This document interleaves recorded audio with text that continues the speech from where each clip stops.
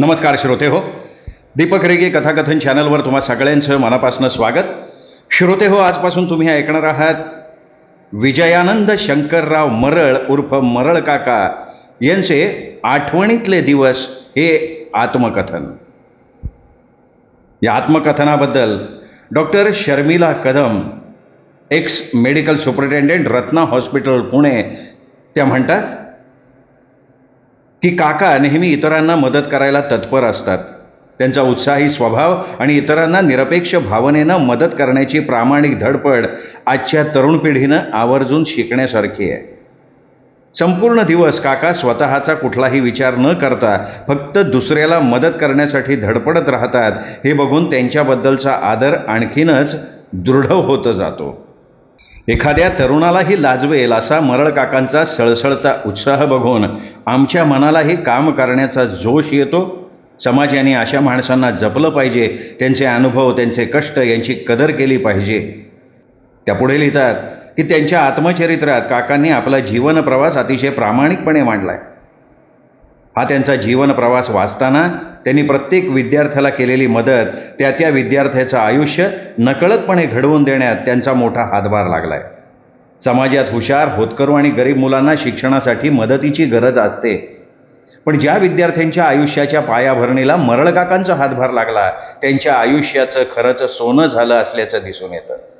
त्यांच्या जीवनाला लाभलेला श्री मरळ काकांचा परिसस्पर्श आहे असं म्हटलं तरी ते वावगं ठरणार नाही. आणि विशेष म्हणजे या आत्मकथनासाठी महाराष्ट्र राज्य साहित्य संस्कृती मंडळ मुंबई यांच्या नवलेखक अनुदान योजनेतून मंडळाच्या निवड समितीनं मरळ काकांच्या आत्मकथनाची निवड केली. हा त्यांचा बहुमान आहे. श्रोते हो, तर अशी ही विजयानंद शंकरराव मरळ देशमुख यांची आत्मकथा, हीच आत्मकथा आपण आजपासून ऐकणार आहोत. पण तत्पूर्वी तुम्ही जर आत्ता चॅनलवर पहिल्यांदा आला असाल किंवा अजूनपर्यंत चॅनल सबस्क्राईब केलेलं नसेल तर प्लीज चॅनल सबस्क्राईब करा. शेजारी घंटीचं चिन्ह आहे ते प्रेस करा. येणाऱ्या पर्यायातनं ऑल हा पर्याय निवडा. म्हणजे मी या आत्मकथनाचा भाग माझ्या चॅनलवर अपलोड केला की ताबडतोब त्याचं नोटिफिकेशन तुम्हाला मिळेल तुमच्या हातातल्या तुमच्या मोबाईलवर. चला मित्र हो, सुरू करूयात विजयानंद शंकरराव मरळ यांचं आत्मकथन आठवणीतले दिवस. साधारण 20व्या शतकाच्या प्रारंभीला माझे आजोबा श्री रामचंद्र उर्फ रामा बाळासाहेब मरळ हे धानेब, तालुका वेल्हा, जिल्हा पुणे इथे राहत होते. त्या काळामध्ये त्यांच्या पत्नी म्हणजे माझी आजी जनाबाई यांना देवाज्ञा झाली. आजोबांवर सगळी जबाबदारी येऊन पडली. ते स्वतः चुलीवर भाकरी, कालवण, भात असा स्वयंपाक करून आपल्या मुलांना खाऊ घालायचे. आजीचं माहेर पुण्यात होतं. मंडळींचं भाऊ काळेवाड्यात राहत होते. त्या काळात पुणे ग्रामपंचायत असताना वाड्यात भरपूर खोल्या रिकाम्या असायच्या. घरमालक भाडंही घेत नसत. फक्त त्यांच्यासोबत राहायला जास्तीत जास्त कुटुंब आपापल्या गावावरनं लोकांनी आणावीत असं घरमालकांचं सांगणं होतं. त्यानुसार त्यांनी माझ्या आजोबांना निरोप धाडला होता. त्यामुळे माझे आजोबा तिथनं पुण्यातल्या कसबा पेठेतल्या काळेवाड्यात आपल्या लवाजाम्यासह 2 मुलांना घेऊन राहायला आले. त्यामुळे त्यांच्या दोन्ही मुलांचं म्हणजे माझे वडील आणि चुलत्यांचं बालपण काळेवाड्यात गेलं. मोठा मुलगा 7वीपर्यंत शिकला आणि धाकटा 4थीपर्यंत पुण्यातच शिकला. आजोबा त्या काळात भवानी पेठेत किराणा दुकानावर हमाली करायचे. त्यासाठी सुताराकडून हातगाडी बनवून घेतली होती त्यांनी. आजोबा अगदी साधे भोळे होते. ते 2 मुलांचा कसाबसा उदरनिर्वाह करत होते. मुलं लहानाची मोठी होत होती. शेजारीच त्यांच्या पत्नीच्या भावाचं कुटुंब राहत होतं. तिथे त्यांची सासू राहत होती. त्यांचं मूळ गाव भोरजवळ दापोड हे होतं. आजीच्या भावाला म्हणजे श्री रावजी वैद्य यांना एकुलता एक मुलगा होता. त्याचं नाव चंद्रकांत. त्यांची परिस्थिती बरी असल्यामुळे तो चांगल्या शाळेत शिकत होता. ते जुन्या काळात प्राथमिक शाळेत मास्तर झालेले होते. आजोबांची मुलं म्हणजे माझे वडील शंकर आणि चुलते लक्ष्मण मात्र सरकारी शाळेत शिकत होते. काही दिवसांनी माझ्या चुलत्यांनी शिक्षण सोडलं आणि ते छोटी मोठी कामं करायला लागले. अत्यंत हळूहळू काम करता करता त्या मुलाला नाना पेठेतनं एक स्थळ चालून आलं. चव्हाण कुटुंबातनं एक कुमारी वत्सला चव्हाण हिच्याशी त्यांचं लग्न जमलं. पुण्यात साध्या पद्धतीनं लग्नही आलं. नंतर दुसऱ्या मुलाला म्हणजे माझ्या वडिलांनाही गंजपेठेतील रोडे कुटुंबातल्या मोठ्या मुलीचं कुमारी अंजली हिचं स्थळ सांगून आलं आणि त्यांचं लग्न धोंडीबा बाबाजी रोडे यांनी त्या काळात पुण्यात निवडुंग्या विठोबा मंदिरात करून दिलं. ती दोन्ही मुलं आता कमवायला लागली होती. मोठा मुलगा लक्ष्मण पुस्तक पुठ्ठा बांधणीचा व्यवसाय शिकला आणि त्यांच्या राहत्या घरात हा व्यवसाय करायला लागला. छोट्या मुलाला शंकरला पाहुण्यांच्या सासूकडनं जुन्या माळा पोत ओवणं असा व्यवसाय मिळाला. हत्तीच्या दातांपासून फण्या बनवण्याचा त्यांच्या सासूबाईंचा म्हणजे माझ्या पणजीचा लक्ष्मीबाई वैद्य यांचा व्यवसाय होता. त्या काळात वैद्यांच्या फण्यांना पुण्याच्या आसपास सगळ्या गावातनं प्रचंड मागणी असायची. म्हणून तर त्यांच्या काळेवाड्याजवळच्या छोट्या आळीला फणी आळी हे नाव पडलं. आणि नंतर त्यांचे मेव्हणे श्री रावजी वैद्य आणि त्यांचे अनेक सहकारी यांनी एकत्र येऊन तालीम सुरू केली म्हणून त्याला फणी आळी तालीम असं नाव पडलं. त्यानंतर मुंबईच्या जे स्कूल ऑफ आर्टमधनं माझे वडील श्री शंकरराव मरळ यांना हत्तीच्या दातांपासनं फण्या बनवणारे एकमेव कारीगर म्हणून त्या स्कूलचं आमंत्रणही आलं. पण काही अडचणींमुळे ते जाऊ शकले नाहीत. पण पुणे शहरामध्ये फण्यांचा उद्योग चालूच राहिला. नंतरच्या काळात वडिलांच्या सासूबाई वृद्धापकाळाकडे झुकल्या आणि हत्तीचे दात मिळणे अशक्य झालं. त्यामुळे तो व्यवसाय बंद करायला लागला. पहिल्यापासूनच मी घाबरट भेकड स्वभावाचा. मला गाड्यांची कुत्र्यांची फार भीती वाटायची. लहानपणी मी 6वी-7वीत असताना माझे चुलते नानापेठेत राहत होते. कसबापेठ ते नानापेठ हा लांब वाटणारा प्रवास मी सायकलवरनं करायचो. आमच्या घराजवळ असलेल्या LB सायकल मार्टमधनं तासाला ₹1 किंवा ₹2 याप्रमाणे सायकली भाड्यानं मिळायच्या. त्यातली एक सायकल फक्त आडनाव सांगितलं तरी मला मिळत असे. सायकल घेऊन मी नानापेठेतल्या माझ्या चुलत्यांच्या घरी जात असे. त्या काळी मला तो प्रवास खूप लांब वाटायचा. मी लहानपणी कुत्र्यांना फार घाबरत होतो. त्याप्रमाणे डुल्या मारुती चौकात एक दिवशी खडीच्या ढिगाऱ्याजवळ एक कुत्रा जोरात भुंकत होता. तो माझ्या अंगावर धावून आला नव्हता. तरीही मी घाबरून सायकल तिथेच टाकली आणि कसाबसा घरी निघून आलो. वडिलांना घरी आल्यावर कळालं की मी भाड्याची सायकल तिथे सोडून आलोय म्हणून ते मला परत तिथे घेऊन गेले. सायकल तिथेच होती, ती दुकानात जमा केली. त्यानंतर मात्र मी दुसऱ्या रस्त्यानं नानापेठेत जायला लागलो. माझ्या मोठ्या दादाचं नाव श्री लक्ष्मणराव रामचंद्र मरळ देशमुख असं. मोठ्या दादाचं घर माझं अतिशय आवडतं आणि लाडकं. त्यांना माझा फार लाळा. माझ्यावर मनापासून प्रेम करत माझ्या चुलत बहिणी कुमारी लताताई, कुमारी मधुताई, कुमारी वैजयंती आणि सुधीर आणि अनिल अशी 2 चुलत भावंड. ते 5 जण होते. शंकरराव रामचंद्र मरळ म्हणजे माझे वडील. त्यांच्या घरातले आम्ही तिघे. मला सगळेजण लाडानं वेगवेगळ्या नावाने बोलवत. चुलत्यांच्या घरी नंदू म्हणत. चुलत्यांच्या तिथे डुल्या मारुतीजवळ आईची आत्या होती. त्यांचं आडनाव जाधव. ते पुणे महानगरपालिकेत कीटकनाशक विभागात औषध फवारणी करण्याचं काम करत असत. मला ते चांगले आठवतात. त्यांचा छोटा मुलगा शाळेत जात होता आणि मुलगी उषाताईसुद्धा शाळेत जात होती. मोठा झाल्यावर मी त्यांना दिलीप दादा आणि उषा अक्का म्हणायला लागलो. त्याही कुटुंबाचा माझ्यावर खूप लळा. आईच्या आत्याची मुलगी म्हणजे जे जाधवांचं घर होतं ते सगळंच घर माझ्यावर फार प्रेम करायचं. त्यांनी एक कुत्रा पाळला होता. नानापेठेत जाताना वाटेत त्यांचं घर लागायचं. मी सायकल बाहेरच लावायचो आणि बाहेरच त्यांना दिलीप दादा, मावशी, उषा अक्का असा आवाज द्यायचो. मग ते कुत्र्याला धरायचे आणि मग मला घरात घेऊन जायचे. ते मला मदन या नावानं ओळखत. कधी मी त्यांच्याकडे कधी चुलत्यांकडे जात असे. माझ्या बहिणी माझ्यावर खूप प्रेम करायच्या. कारण मुलांमध्ये मी इकडे मोठा होत होतो आणि मोठ्या दादांच्या मुली मोठ्या होत्या. सुधीर अनिल नंतरचे. विद्यार्थी दशेत असताना मी दरवर्षी भाऊबीजेच्या दिवशी मधुताई, लताताई, वैजूकडे जात असे. तेव्हा मी माझ्या छोट्याशा कमाईतनं छोटी मोठी वस्तू घेऊन जात असे. माझ्या ऐपतीप्रमाणे तिघींनाही भेटवस्तू देत असे. कधी कधी रक्कमही देत असे. ओवाळणीचं ताट मी रिकामं ठेवत नसे. हळूहळू सगळी बहीण भावंड मोठी होत होती. मोठ्या दादांचा छापखाना प्रिंटिंग प्रेसचा व्यवसाय होता. त्यांचा प्रिंटिंग क्षेत्राशी चांगला संबंध होता. त्यांना पुणे शहरातनं सर्व प्रेसची, मुद्रणालयाची, बाइंडिंगची कामं मिळत होती. सर्वोदय मुद्रणालय म्हणून शिंगरे यांची बुधवार पेठेत प्रेस होती. त्या मुद्रणालयाला सर्व नामवंत व्यक्तींची कामं मिळत असत. श्री दादासाहेब शिंगरे फार मोठी आसामी.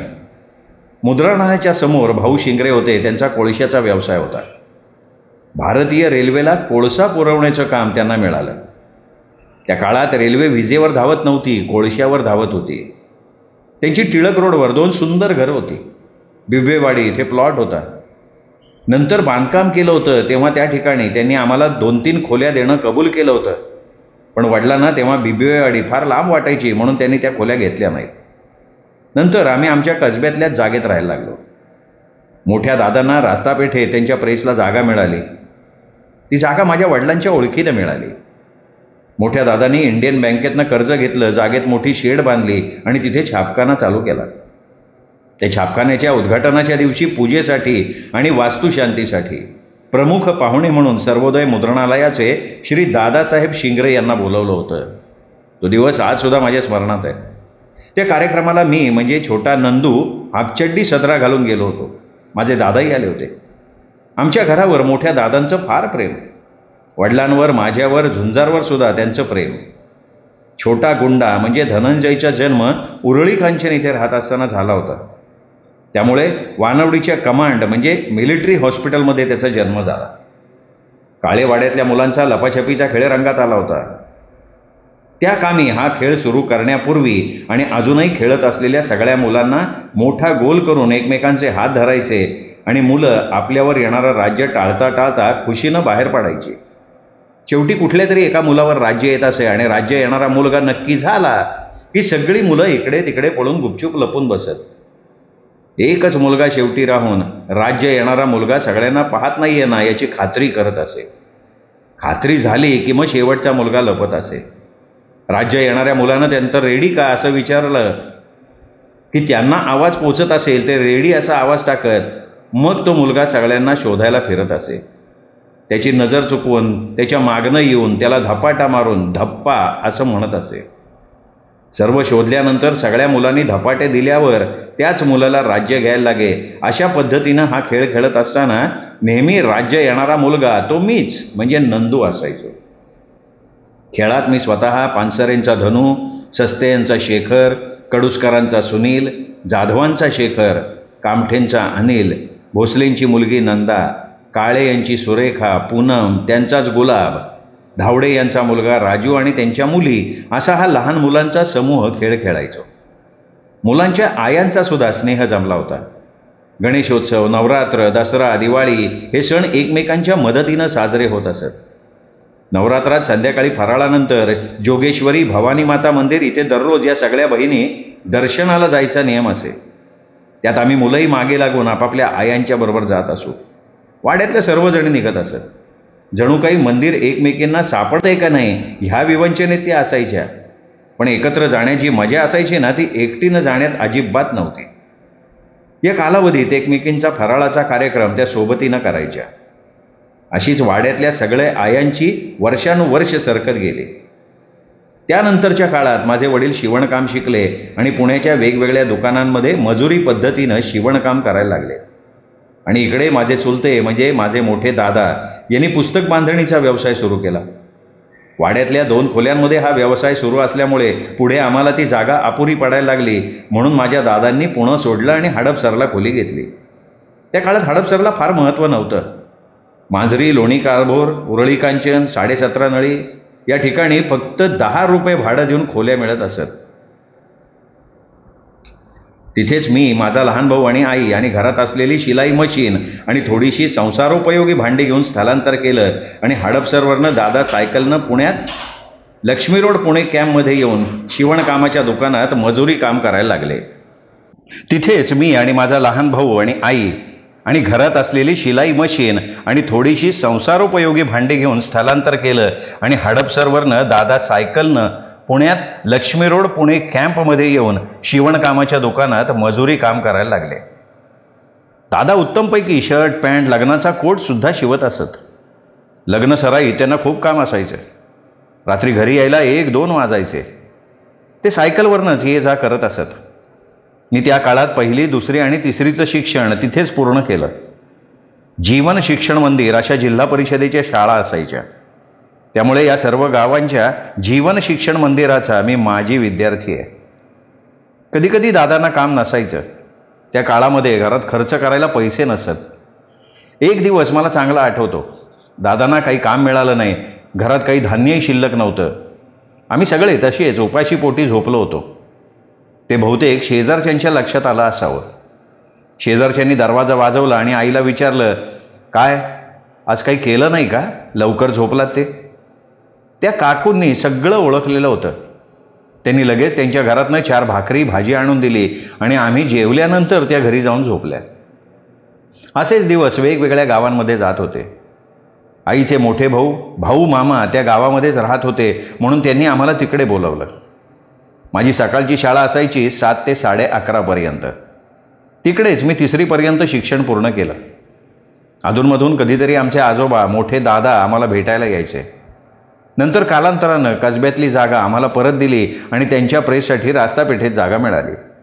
तोपर्यंत मी 4थी पास झालो होतो आणि धाकटा भाऊ झुंजार 1लीत दाखल झाला होता. इयत्ता 5वीमध्ये मी कसबा पेठेतल्या गुंडाच्या गणपतीजवळ असलेल्या शाळा नंबर 8मध्ये दाखल झालो. तिथेही माझी शाळा सकाळची असायची, दुपारी मुलींची शाळा असायची.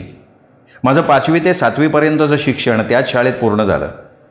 सकाळची दुपारची दोन्ही शाळांचे मुख्याध्यापक त्यांना केंद्र प्रमुख म्हणायचं. सकाळी आमची शाळा नंबर 41 तिथेच असायची. आमच्या शाळेचे मुख्याध्यापक श्री जगदाळे गुरुजी होते आणि मराठी विषयाला विठ्ठल दत्तात्रय इनामदार गुरुजी होते. संध्या रॉय हिंदी शिकवत. कोठवदे हे गुरुजी इतिहास भूगोल शिकवायचे. श्री डुमरे गुरुजी इंग्रजी शिकवायचे. इनामदार गुरुजी फार कडक शिस्तीचे होते. विद्यार्थी वर्गात उशिरा आला तर त्यांना सहन होत नसे. त्यांच्या तासाला पूर्ण शांतता असायची. दंगामस्ती त्यांना चालत नसे.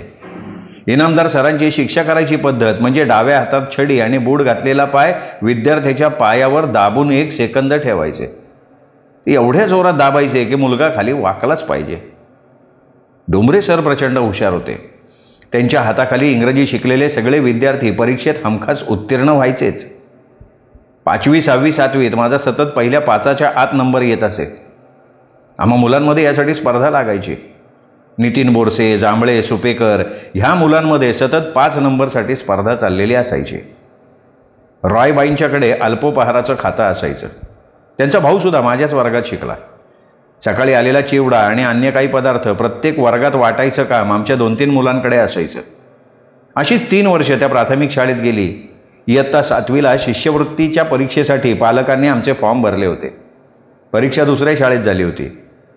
नंतर इयत्ता 7वी उत्तीर्ण झाल्यावर मला वडिलांनी पॅन्ट आणि पायजमे शिवायला शिकवलं.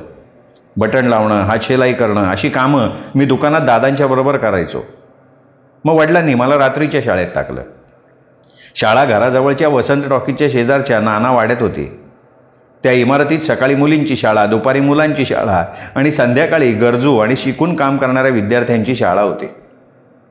त्या काळी श्री विद्याधर विनायक ओक सर मुख्याध्यापक होते. वडिलांच्या स्वभावामुळे आमचे आणि सरांचे घरगुती संबंध निर्माण झाले होते. सरांचे नवे जुने कपडे सुद्धा आमच्याकडेच येत असत शिवायला. श्री मालोजी भोसले नावाचे गणित विषयाला सर होते. NCC विभाग. सकाळमध्ये त्या काळात विद्या सहकारी बँक नुकतीच स्थापन झाली होती. भोसले सरांनी सगळ्या विद्यार्थ्यांना आवाहन केलं की या बँकेत तुमच्या पालकांच्या नावावर सभासदत्व घ्या, म्हणजे पुढे कॉलेजमध्ये प्रवेश घ्यायला तुम्हाला पैशाची अडचण येणार नाही. मी बँकेत सहज गेलो होतो. शैक्षणिक कर्ज मिळतं म्हणून चौकशी करण्यासाठी संबंधित अधिकाऱ्याला भेटलो. त्यांनी मला कुठल्या शाळेत आहे असे विचारलं. नानावाडा इथे कर्मवीर भाऊराव पाटील विद्यालयात मी शिकत असल्याचं सांगताच त्यांनी मालोजी भोसले सरांचं नाव सांगितलं.